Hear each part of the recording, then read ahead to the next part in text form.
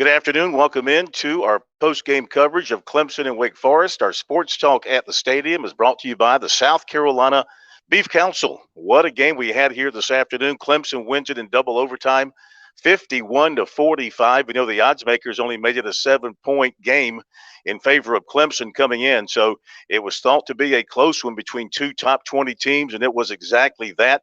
Though early on it looked like Clemson might run away with this thing. The Tigers were up 14-0 after their first two possessions, but then Wake Forest came back and actually went up 28-20 and back and forth it went. Touchdowns, touchdown passes, field goals down the stretch to force overtime. In the first overtime, Wake Forest scored to go up. Clemson answered with a touchdown in its first possession of the opening overtime. They go to the second overtime. Clemson scored first. Now you have to go for two when you get to the second overtime. That failed. Wake Forest gets the football in overtime, and on fourth down, a pass into the end zone was knocked down by the Tigers' Nate Wiggins, who had been picked on all day long. But he got the last laugh and the last big play, and the Tigers win at 51-45. It was that kind of day for the Clemson secondary. They were down several players going into the ball game because of injuries. In fact, the Tigers, they played without Xavier Thomas. They played without Andrew Makuba. They were without Sheridan Jones and Malcolm Green. And it really showed in that secondary, so many young players back there, and Sam Hartman of Wake Forest just had a field day. He threw for a school record 6 touchdowns. Also, the Tigers drew an inordinate number of penalties, 7 against the secondary alone, and that was for holding and pass interference, and also a personal foul thrown in there as well. And Hartman would just go back and throw it deep and go back and throw it deep and go back and throw it deep. That was the plan for Wake Forest. They knew Clemson was young in the secondary, and they were going to attack deep. And they had a lot of success. Time and again, his receivers made big plays over the Clemson defensive backs, and it kept Wake Forest in the ball game and ahead at one point.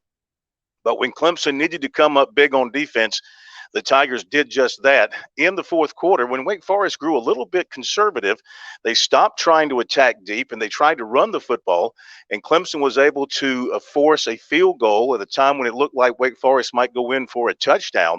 And that really saved the Tigers there. It allowed them to kick a late field goal by Potter, 52 yards, to force the overtime.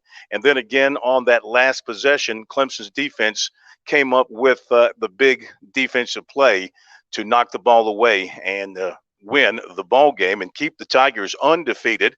And as Dabo Swinney points out, their destiny remains in their hands. Remember last year, they went to Raleigh to play NC State, and they lost in double overtime, and thus they no longer controlled their destiny in the Atlantic Division. They still do that with NC State coming to visit next weekend. One thing Sweeney pointed out about his team and about this win, he singled out the DNA of his program, the culture of his program, the ability for his team to overcome mistakes, to not give up, to not lose focus when things were going against them today. And he cited the culture of his program, the DNA that would allow them to go on the road against a top 20 team and win a game like this, when in other situations they might have come up short. So he was very proud of the fact that his players continued to fight.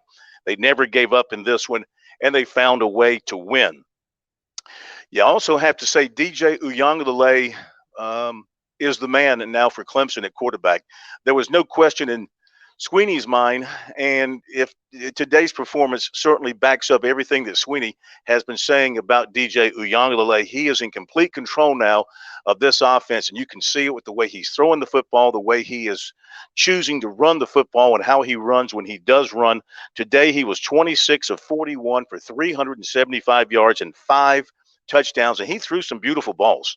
He was not intercepted, no turnovers for the Tigers today. And he really threw some balls right on the money. And when he had to get rid of the ball under pressure, he threw it away. He did not put the ball really in jeopardy very much today at all. And he also ran for 52 yards. So his selective running and his power running was very effective as well. The Tigers got 104 yards from Will Shipley. He busted a 53-yard run on the Tigers' first play of the game, and he scored a touchdown. Brenningstool was the favorite receiver, 6 catches for 72 yards and a touchdown. Davis Allen had 2 touchdown catches, including the one in overtime that turned out to be the winning points for the Tigers. 8 different receivers caught passes for Clemson today. As for Sam Hartman, he was spectacular for Wake Forest. 20 of 29, 337 yards, and 6 touchdowns. Banks had 6 catches, 141 yards, and 2 touchdowns. Clemson finished with 559 yards of offense to 447 for Wake. And then for Wake Forest, you add in another 120 yards of penalty yards against Clemson. So they had well over 500 yards on the offensive side with the penalties thrown in there as well. Big thing for Clemson today, 16 of 23 conversions on third down. They were terrific on third down, kept drives going, helped them score touchdowns by doing that. I believe that is a school record of conversion on third down, going 16 of 23.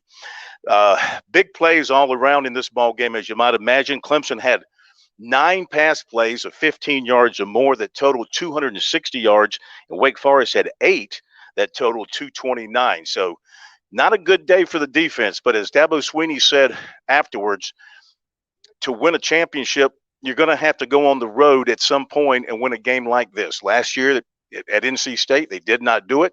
Today here at Wake Forest against a really good Wake Forest team, the Tigers found a way to win the ball game, so they stay undefeated. And will they move up in the polls?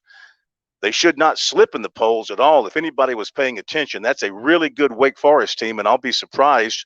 They'll have to play NC State at some point, but I'll be surprised if they lose more than one more game the rest of the season. They are really, really good. It depends on how they handle this loss and how they bounce back. But as for Clemson, it is an uplifting victory for them in many, many ways, and their hope is that they'll get these secondary guys healthy and back on the field for next week. They'll need them big time against NC State at Clemson. So final score, Tigers win it in double overtime today here in Winston-Salem, 51-45. Be sure to check out our coverage, the post-game coverage on our website, sportstalksc.com. Dabo Swinney conference call on Sunday night. We'll have that covered for you. And, of course, we'll hear from you about it on Sports Talk on Monday night. Thanks again for joining us here at Truist Field in Winston-Salem. Our coverage brought to you by the South Carolina Beach.